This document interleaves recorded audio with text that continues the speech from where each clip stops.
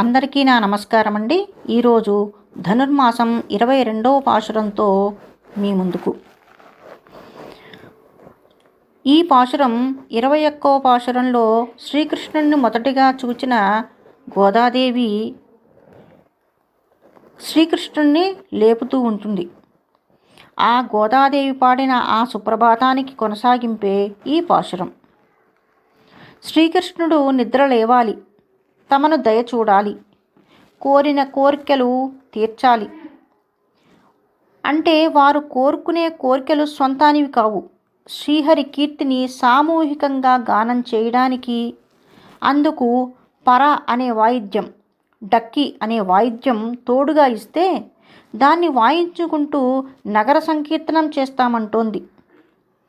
ఆ కీర్తిగానం అక్కడితోనే ఆగదు.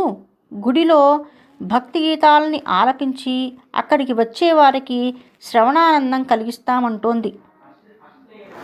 అందువల్ల వారికి శ్రవణ భక్తి వల్ల కలిగే పుణ్యం చేకూరుతుంది. ఇది గోదాదేవి మనసు. ఈ పాశురంలో మునుపటి పాశురంలో శ్రీకృష్ణ పరమాత్మని దర్శనం చేసుకుని అంటే చూసి అతన్ని లేపే ఆ సుప్రభాతానికి కొనసాగింపే ఈ ధనుర్మాసం 22వ పాశురం.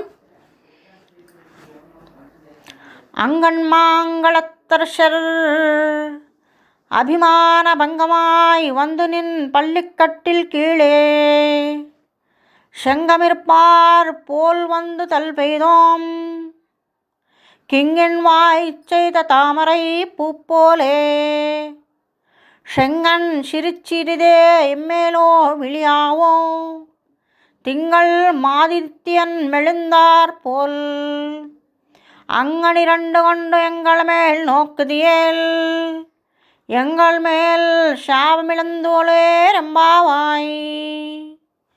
ஆண்டாள் திவ்ய திருவிடகளே சரணம்.